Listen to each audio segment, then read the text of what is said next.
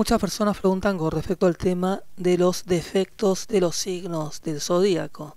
Obviamente cada signo tiene muchas virtudes y también defectos que debe corregir o trabajar. Después se va viendo de acuerdo al nivel evolutivo de la persona si puede transmutar los defectos de cada signo en función de las propias virtudes, poder trascender el plano bajo de lo que es el signo de conciencia o a nivel evolutivo. Pero vamos a analizar lo que son algunos defectos característicos en cada uno de los signos. En el caso de Aries es la agresividad, está regido por Marte, una persona muy frontal, muy directa, no mide las consecuencias, también la vulgaridad, un espíritu pendenciero, poco diplomático, que le gusta chocar ante el mundo.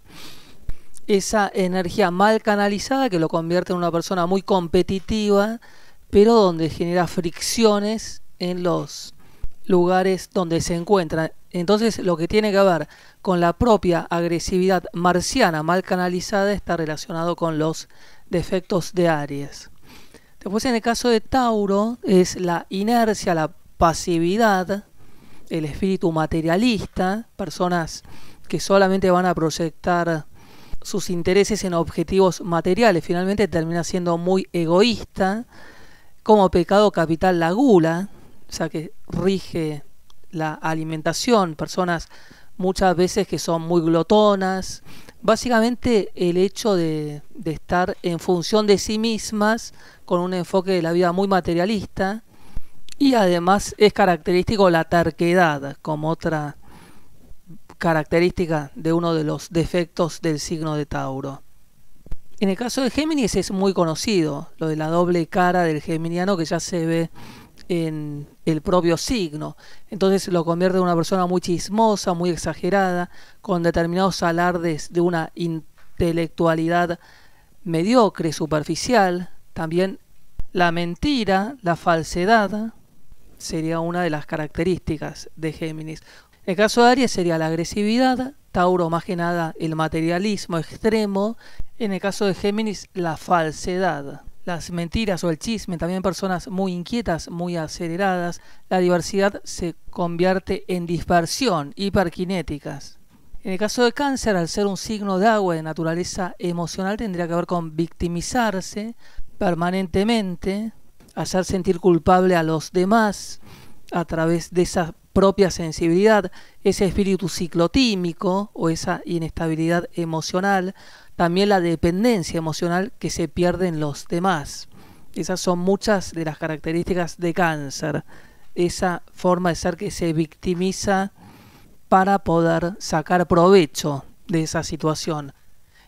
En el caso de Leo tiene que ver con el ego, el delirio de grandeza, el narcisismo extremo, esa actitud de superioridad que va a generar rechazo en los demás, una actitud repelente o chocante donde quiere demostrar lo que es, esa presencia que se transforma en arrogancia.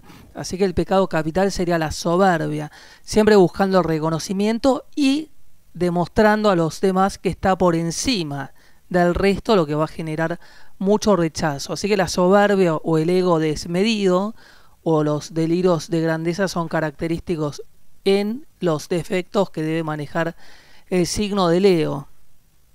En el caso de Virgo es ese espíritu obsesivo, crítico, neurótico, hipocondríaco, también esa forma de ser retraída o poco comunicativa o aburrida muchas veces, lo que lo convierte en una persona muy difícil de tratar para los demás. También muchas veces la parquedad, lo que hace que se pierda en un mundo interno que lo aísla de los demás.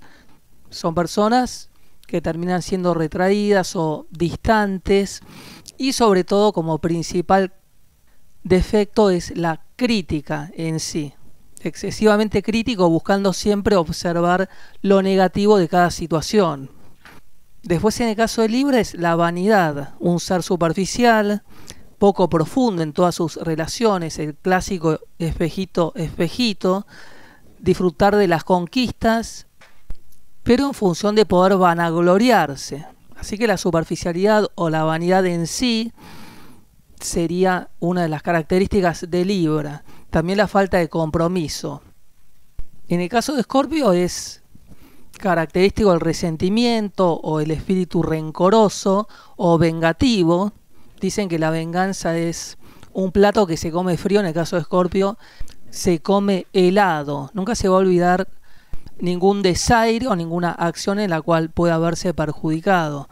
También el espíritu obsesivo o controlador o manipulador, estar a la defensiva. Básicamente ser vengativo, rencoroso, celoso, controlador, absorbente. Esas son las características que debe trabajar Escorpio para poder trascender y lograr obviamente todo lo positivo que también le otorga este signo, pero debe comer esa cola escorpiana que le genera todos estos sentimientos negativos que debe poder vencer. En el caso de Sagitario, la exageración, la fanfarronería, el desentenderse de las situaciones, también la superficialidad. Muchas mujeres sufren mucho con tanto el hombre sagitariano como el hombre pisciano, de que no tienen esa capacidad de generar seguridad. Es el clásico tiro al aire.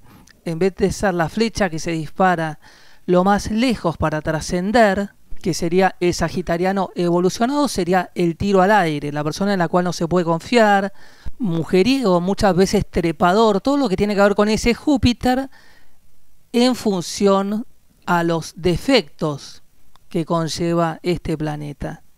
En el caso de Capricornio, la seriedad, la tristeza, el pesimismo, en alguna medida existen determinadas analogías con Virgo, personas muy pesimistas, también aburridas o rutinarias, con falta de espontaneidad o falta de vitalidad para generar alegría en los demás. Esa persona que está muy concentrada en sí misma y con una fuerte tendencia pesimista ante lo que es la vida. En el caso de Acuario, el desapego en sí, la excentricidad por la excentricidad misma, sin ningún tipo de valor, la rebeldía, personas muy conflictivas, muy erráticas, son difíciles de prever sus reacciones, también la locura.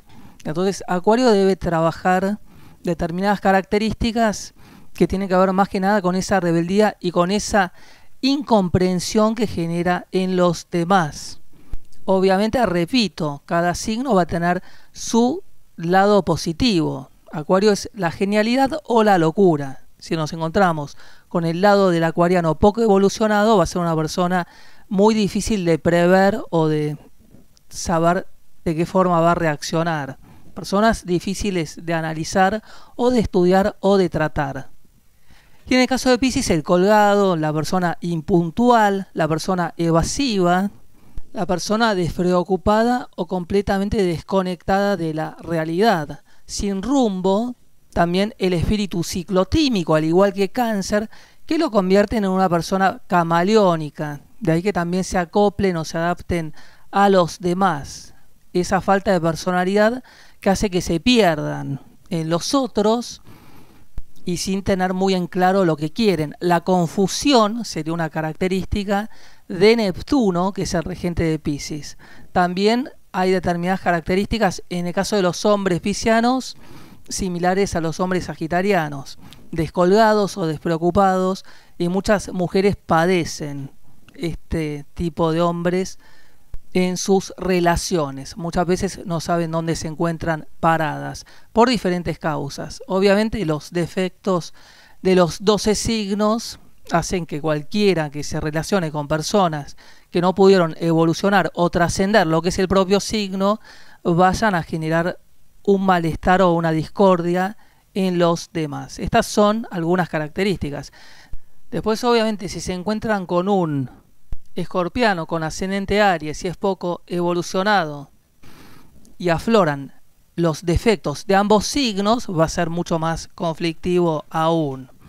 Así que hay que analizar también, además de la carta natal, el nivel evolutivo de la persona para ser consciente de cómo vive esa realidad de cada uno de los 12 signos. Si vive el costado o la faceta positiva o negativa. Muchas veces se entrelazan las virtudes y los defectos en la misma persona, y la persona irá a lo largo de la vida haciendo un esfuerzo para poder trascender y evolucionar todos sus defectos, obviamente para transmutarlos y lograr esa superación individual.